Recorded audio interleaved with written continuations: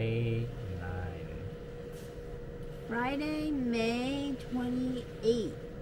Mm-hmm. Our last full day in Iceland. Iceland.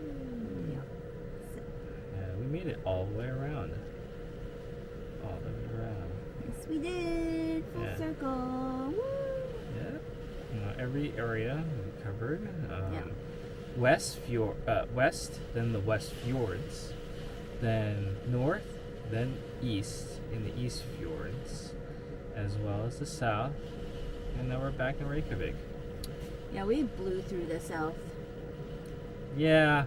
Like in 2 days. Yeah, but I don't know. I was underimpressed with the south after going to the west. Personally, West Fjords, but I thought was pretty damn breathtaking. And then afterwards, you're just kind of like, meh, whatever. Okay, well, not true. If you start in the south and then go to the West Fjords, maybe you'll feel the same way. Like, West Fjords, yeah, it looks exactly like the East Fjords. Yeah, the south, I feel like both days driving through the south, it was really foggy, so we didn't really have that clear view of the scenery. Yeah. Mm-hmm. So that might have hidden a lot of the grandeur of the place. So, but yes. A huge swath of the south is kind of like wasteland. There's just nothing to see. It's just lava fields. It's a lava field. And just like Mars. Yeah. At one point we were talking about how this would be a good place for them to test out Martian rovers and NASA. Yeah, all that space technology because it's cold here and windy as heck. It's cold and so windy, and it's got the kind of the landscape. Yeah. Like what Wisconsin is like. Yep. So, yeah. But primarily because of the gusty winds. Oh my gosh. gosh. If they can land a craft in this gusty wind, then they can land it anywhere. True. Even outer space. True. So true. I'm also gonna say, oh my god. There was a lot of driving, but the great thing about driving on the south is that it's paved. Like overall, it's well paved. Yes, the ring road is paved. Yeah, unlike many parts of the West Fjords, which I thought was more like an adventure, and it felt like, oh my gosh, is this vehicle gonna make it through that road? And the falling rocks and all that sort of stuff. Is it gonna make it through? We're like, yeah, it did. Yeah. I think it's because the south is much easier for tourists. Tourists usually do the southern coast. Mm-hmm. It's got more like popular attractions. Yes. So that's why they're probably widening the roads for that purpose. Yeah, and they have to also accommodate all the cruise ship people. Like, so they got bus tours. Yeah. All this stuff is just all about accommodating tourists. And so the ring road is well developed. The West Fjords was not, and it shows. Anyway, let's talk about our day today. Oh, sorry. Day 9. Yes. Day 9. So we woke up at Vik Camping or whatever. Yeah. Found out that they are closed until June 1st. We're a little early, so the campsite was closed. Can't close campsite. Ugh. Yeah. I was very excited to use the nice facilities there, the bathroom and the showers, but yes, darn. Unfortunately. Yeah. So we had to. So at first we were like, oh, let's drive down to the N1 gas station and just use the bathroom there. Yes. But they don't open until 9 o'clock, and we woke up at 7:30. Yeah. We woke up early too start, early. So yeah, we woke up too early. So then we're like, we checked multiple gas stations and nothing was open. Nothing had a bathroom available. So then we were like, you know what? Let's just start driving west. And let's just continue on our journey. Yes. And start seeing Dyrhólaey. Yes. And the black sand beaches. Yes. You know, because we're up and get a head start earlier than everybody else. So we started driving to Dyrhólaey. And the gusty winds from the night before continued on this morning. Yes. And it was even more pronounced. I think when I was checking, it said something like 20 meters per second. And then in some areas was 25 meters per second on its max. So, and when we got there, the road was closed to the beach. When we got to Dyrhólaey, the roads to the big attractions there were closed. Yeah, not surprised, because the way the winds were blowing, I was surprised. You were surprised? Yeah. Oh, that they were closed? Yeah, I mean, you can maybe close the beach, I guess, but I don't know. Maybe it's harder to close the beach. Yeah, it's easier to close the road. Yeah. Okay, nice. Yes, much easier to close the road than it is to close an entire beach. Yeah. Yeah, but Dyrhólaey and Black Sand Beach, that's like one of those top 5 things they say, oh, go to Iceland, see these things. One of those top 5 things. So a lot of visitors are probably going to be disappointed today. Yeah, today or yesterday or the day after today. It is, I think the next few days is just going to be high winds and rain. So that dreariness associated with being in Iceland, we're starting to experience that in our last few days. Yeah. So we're very, very fortunate to have had such great weather the days before. Thank goodness. Yep. So now that Dyrhólaey is scratched off. not available. We're like, okay, well, it's 8:30, so why don't we drive back to the N1 to use the bathroom, because they're going to be open at 9. Right. So we drove back to Vik, the N1 gas station, used the bathroom. The lady there was very nice. Yes, hands down. Everyone here has been very nice. Yeah. Yeah, for sure. And then we walked out to this viewpoint. Yes, so there's another viewpoint for this rock formation at the beach, for the beach that starts with an R. That's all I can say. I'm not going to say anything more. Reynisdrangar. Alright, there we go. Thank you very much. So there's another beach on the other side, which is far less popular, but it does have a view of the rock formations there. And it too is, but it is accessible from the side where Vik is at. So we were like, why not go there? So that's what we did. So we went down over there and hit the beach. And it was a black sand beach, kind of amazing. Yes, it's not as quote unquote pretty as maybe the other one, but I was like, this is awesome. Yeah, there were. At one point, we were the only 2 people there. Yes. With many places in Iceland. But then another lady stopped by. She offered to take our picture for us, so that was nice. Mm-hmm. And then she was like, "Oh, over there by the cliffs, you could check out some puffins." Yeah, check out where the puffins nested. So right. We walked over, didn't see any, but yeah, but it was a nesting ground for many types of birds, primarily seagulls. Yeah. And the puffins may or may not be there, but because it's hard to identify them on this cliffside. But it is still pretty spectacular, because you still have cliffs on one side and at the black sand beaches. So yeah, we were just like, wow. And you had crashing waves too, just like because of the strong, super strong winds. But it hadn't really picked up when we got there just yet. And you were able to fly the drone. Yes, I was able to drone it. Drone it! Yeah, so. Yeah, droned it. Yeah. Should we go on? Oh. Yeah. Yeah. Once we did that, and then we got back in the car and decided to continue our journey westward. Yes. Trying to hit more places along the way. We tried. Was it the?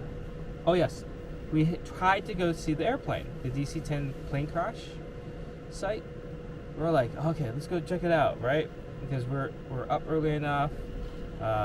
Started driving, got there, and that's when the wind really picked up. It was like gale force. So there's a app called weather.is, and it tells you what the wind speeds are, and based on your location, the wind speeds were 17 meters per second, I think. It was just insane. And I talked to one guy who did the walk. Now the walk to the site prior to the park, about, was it 7 kilometers?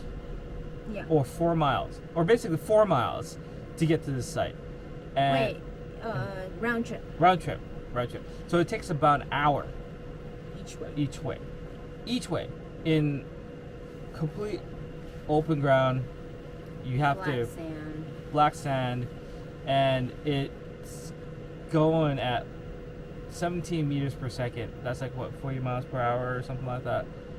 And it is incessant, and you can watch the clouds just go by at extremely fast rates. And we're going, do we really want to do this? And I went over to, and luckily there's another person who was coming back from the site. And I asked him, is it worth it? And he really hesitated. He said, maybe on a good day, but today he wouldn't do it. And he had gone to the site and was coming back. Yeah. So, with that being said, I was like, yep, we're not going. So, it's just not worth it. Yeah, it's one thing because a lot of people say that the walk there is just flat ground. It's just flatness. There's nothing. It's super boring. Yes. And then you get there, it's a down plane, and it's graffitied, and it's It's one thing if the path there had other, was pretty to look at and experience, but no, just flat ground, just open, like black sand wilderness, or black rock, black pebbles, gravelly wilderness. Yep. And today, like having experienced how strong the wind was, right, and how with the cold and driving rain, I realized how just almost a month ago, some visitors died. Yes. Walking this path to the plane. Yeah. At first, I was like, how do you? Now I get it. Yeah, lose your direction, that kind of thing. Now I get it. And when that wind picks up, it's awful. And if it starts to rain, that just adds more misery to the situation. Yeah, and then like if it's foggy which visibility can be low. Right. I can totally see getting lost and just perishing out there. That's just sad. That's very sad. Yeah. And at the same time, after experiencing some of the stuff that we did today, it's a total possibility. Then they have signs there now to kind of tell you, hey, be aware, it's going to take 4 hours total to go round trip there and back. And do not, be sure that you're willing to make that choice to go out there and see this thing. Did you notice that the sign is in 3 languages? Yes. Icelandic, English, and Chinese. Yes. I wonder if it's a new sign, because most of the national parks and nature sites, it's all in Icelandic and English. Icelandic, English, and maybe some other maybe European German, languages. Yeah. Sometimes French. This was one of the few signs that we saw that had like a major portion of it was like a third of it was devoted. One of 3 languages, right? Was devoted is Chinese. So I wonder if it had to do with that. It's too maybe. Yeah, very sad, but at the same time, it's like you look at it, and if you're not prepared to deal with that weather, and especially when it changes so quickly, not worth it. Just not worth it. Anyway. So we're like, all right, see ya. Wouldn't want to be and went off to check out another foss. Yeah. Which one was it? Skógafoss. Wow. So we drove over. I actually was hoping that there was this fish and chip place that was going to be open, but alas, it is not open. So we decided, okay, we're just going to go ahead and just hit the foss. So, and it was spectacular. Oh, but first. Oh yeah. What? We cooked lunch. Oh well, once we got to the parking lot, we were kind of hungry. So yes, then we cooked lunch. We got so excited to cook lunch Yes. in the camper van. Oh my God. Dirtied up all the dishes. Yes, we so dirtied up all the dishes. Worth it. To make 2 bowls of ramen. Yeah. Well, 1 bowl and 2 cups. Yeah. Because Ed's been using the mugs. Yeah. Yeah. Because our second bowl finally cracked in like pieces. But anyways. Anyway, we spent time making lunch. It was good. We finished up all the hot dogs. Yeah. Yeah. Ate most of the ramen. Yeah. Mhm. Yep. Then yeah. And then went to the foss. Oh. What a nice. foss it was.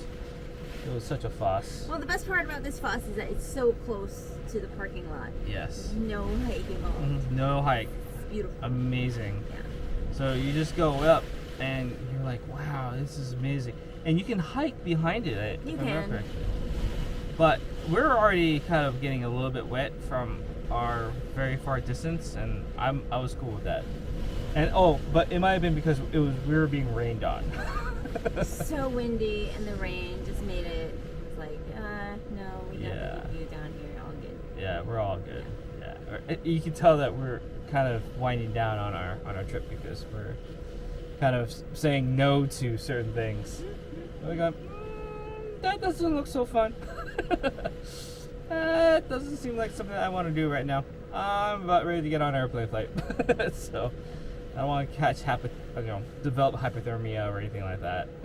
So. Wow, look at those trees. Yeah, I know. It is crazy windy and wet right now. It is no joke. As Anyway. we are doing this video. So, but yeah, lunch at the falls, and then we got some great pictures. We bumped into some more people that we've been seeing on the ring road recently. They took our photos as well, so it was great. We then decided to continue on, and this time we went to now it was Ring Road, right? Yes, finally. Oh, I mean, sorry, the Golden Circle. Sorry, Finally. we've been doing the Ring Road. Yeah.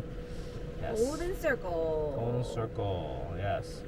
All I can say is Google Maps gives you the faster route, but it ain't that much faster. It is a unpaved road, so I'm just gonna say that right now. Don't rely on Google Maps, otherwise you're just gonna be in a whole lot of bumpiness. Okay, so we got to first stop in the Golden Circle was Gullfoss, which is Yes. Golden Waterfall, the Golden Falls. Yeah. Now talk about spectacular. Oh jeez. Wow. It continued to be super windy. Yes. When we got there, I mean, I could go almost not 45, but I could do at least 30 degrees oh my god. tip forward, and it was like, what? Yeah. It was windy as heck up on top. Now this is going up to the top of whatever hill or mountain it was, and that wind when it was going, it was just like pushing you, and you could be. It's like Michael Jackson in that video. You just, whoop, and that wind is just keeping you up. It was crazy. Mm-hmm. It's crazy. But worth it. That fall was just, and also the amount of water spray that was, when it fell into the lower level, water is usually sprayed up, but because the wind was so strong, it was just being picked up and there was this turbine thing going on. It was spectacular looking. It was fun to watch, and there's like 2 or 3 levels of the fall as well. Yeah. And you have multiple levels where you can view it at. So the very top you can see the entire thing, and then you go to the bottom level where you can experience the wetness as the water falls and you're just being drenched by the mist. We were drenched. Yes, for sure. So definitely wear waterproof gear.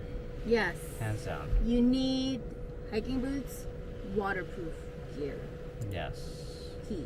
Key. And No one in Iceland wears caps like this. I'm only wearing this inside. Yeah. You have to wear a tight beanie that won't get blown away. Yeah.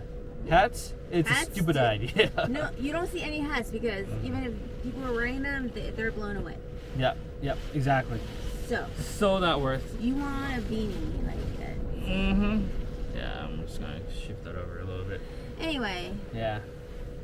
So that was Gullfoss. That was Gullfoss. Pretty amazing. I think it's just the powerful force of nature. Yeah. That really made it spectacular. It was spectacular. And visually it's beautiful. Oh my gosh, so gorgeous. It was like, wow.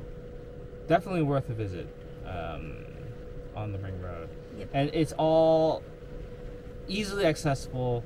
You don't need special hiking boots unless you want to walk on top of the what's that thing called? Walk on top of the rocks next to I the think you fall. should wear hiking boots because it's fine. always wet. And Yes, that's true. Slippers just don't. Yeah, don't be risk. Yeah, don't. I tell you,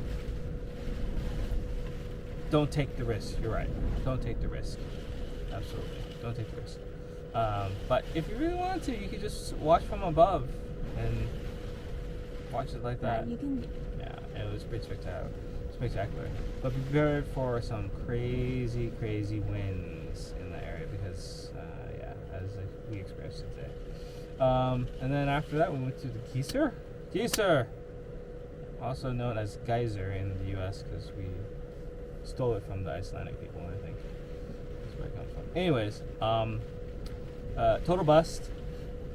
I think we sat there for a good 7 minutes. So there's a parking area right next to the biggest geyser, or Geyser. That's the big one. And I actually watched absolutely nothing happen at that one. There was maybe some explosions of the geysers and the other spots and that kind of thing, but they're not as spectacular. And it was like, whatever. I've seen this before. No. Yellowstone. Yeah. So, moving away from there, we were like, okay, let's keep on going. Let's go check out Þingvellir. I think that's correctly said, anyways. Maybe not. So, Þingvellir, we went there. That's where the continent fissure is at, and where the North American continent is moving away from the European continent. And that was pretty spectacular. It was cool. It was cool. Not as cool. I personally, I would say not as cool as going down to the falls. But yeah, still worth a little trip over. It was cool. Yeah, there's this one spot where a couple of scenes from Game of Thrones was filmed. So yeah, it's very visually unique. Yes. To look at. It's just something nowhere else in the world has this. Well, as far as I know. Yeah. Well, this is the only place where one of the few you places, see the North America and Europe like split down the middle. Mm-hmm. Yeah. It was kind of cool. I thought it was pretty cool. I was like, cool. wow. Do it. Yeah, definitely do it. So 2 out of 3 items inside the park. Yeah. On the Golden Circle. Yeah. Worth doing, from our opinion. So we're like, sweet, go for it and do it. So after that, turns out I didn't know this. Reykjavik is only 40 minutes away. Once you're done with, well, at least from the visitor center of Þingvellir. So 40 minutes. That's right outside the city. It's great. If you don't have that much time, go ahead and do that. Fantastic. So we went back into the city, and it was pretty late. I'm not gonna lie. But the restaurant that we went to said yes, the kitchen is still open. Thank goodness, because it turned out to be a very wonderful meal. Yeah, this meal was very good. They call it Icelandic tapas. Mm-hmm. Well, and the name of the place is Rok, R-O-K. And it's right next to the big church. In downtown. In downtown Reykjavik.